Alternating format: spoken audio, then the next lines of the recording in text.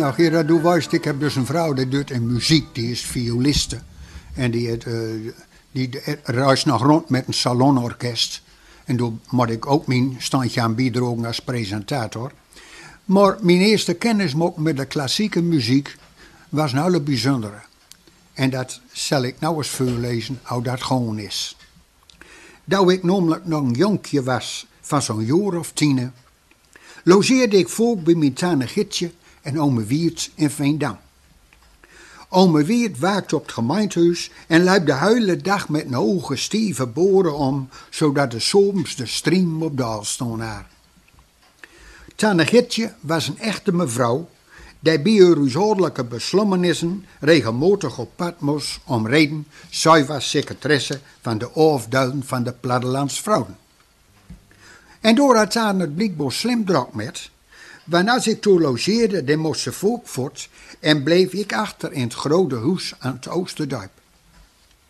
Gruitje, het dansmaatje, moest dan op mij pasen en zorgen dat mij niks overkwam.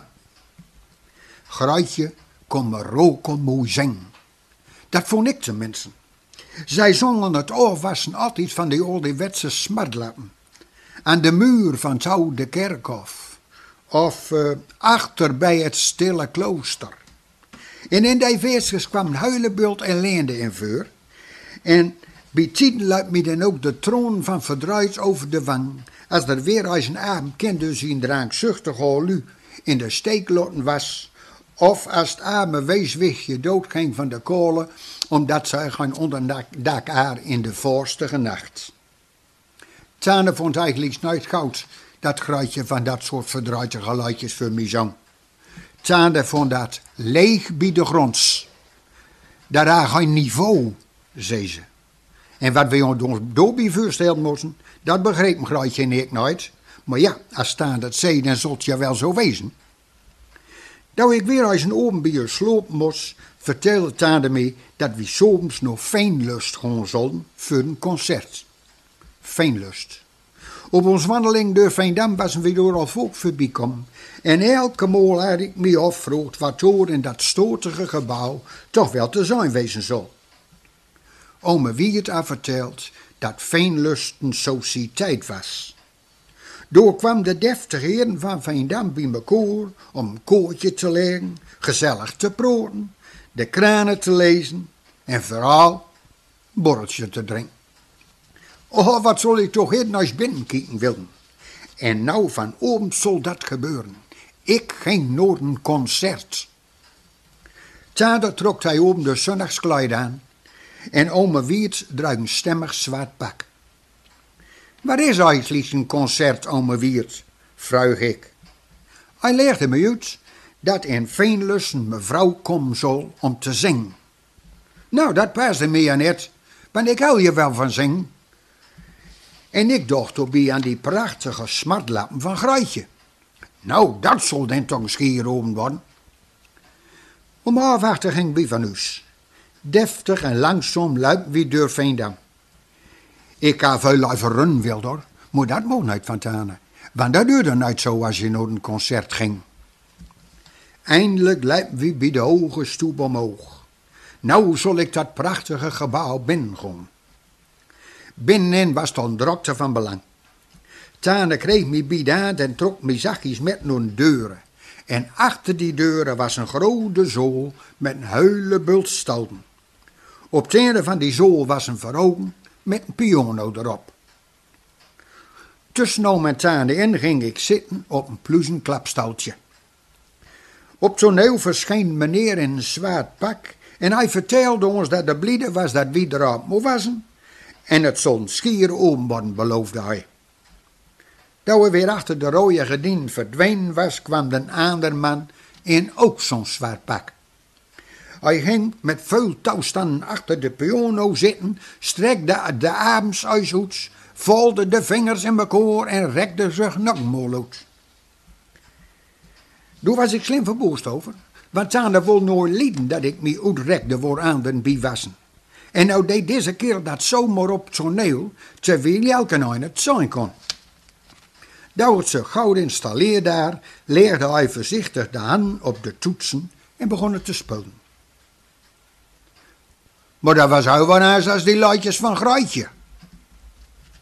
Toen zet je geen kerel aan wilde tekeer en hij beukte zo hard op het instrument dat ik me de vingers in de oren stopte. Mortana gaf me een drokker en keek bestraffend naar mij en ik legde me gauw mijn hand weer in het schoot. Dat kerel kloor was met zich getjongel, sprong in het einde en boog duip voor de lui en het zool.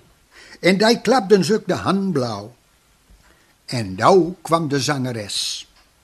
Een grote, zomer dikke vrouw, luip in lang donkerblauw kleid met een groot buik onder de armen met toneel op. Ze had nog niks doen, maar het volk in het zool klapte alweer alsof ze kool aan hadden. Dat het eindelijk stil was, deed mensen het buik open, legde dat op hun linkerhand, stak dat eentje naar voren. Een riekel gouden boezem ging wel een half meter omhoog. En wat er nou gebeurde, dat kan ik je eigenlijk niet gauw vertellen. Het mens begon namelijk op een afgrijzelijke manier te karmen en te gilten. Ja, eerst dacht ik nog dat ze zo zeer doen haar. Maar de piano speelde weer.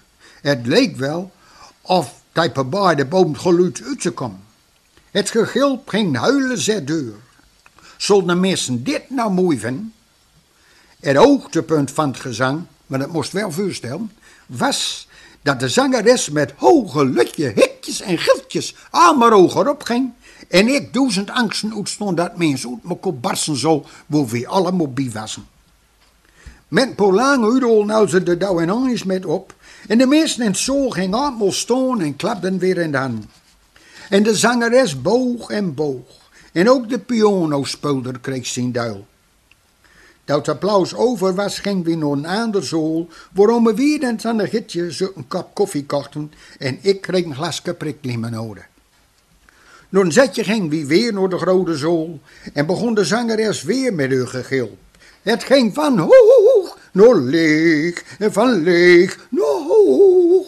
En de oren toetsen me en ik verboosde me erover dat een vrouw met zoveel verschillende geluiden maken kon. Dat we soms lood weer naar Roestou ging, was ik blijkbaar wat stil. Vond je het mooi, Woltana weten? Ja, zei ik u de grond van mijn aard, maar waarom gierde dat minstens zo bieg? Ome Wierend aan de gitje laagden tegen mekaar. Hou volker of je dat horen, hou mooier of je het vindt, gewoon, zei ome. Maar zijn aandemol wel weer met me, jong hoor, er schouder oppaast. Soms op beren uurde ik nog altijd gegapen van die zangeres. En dat duurde een hele zet voordat ik slopen kon.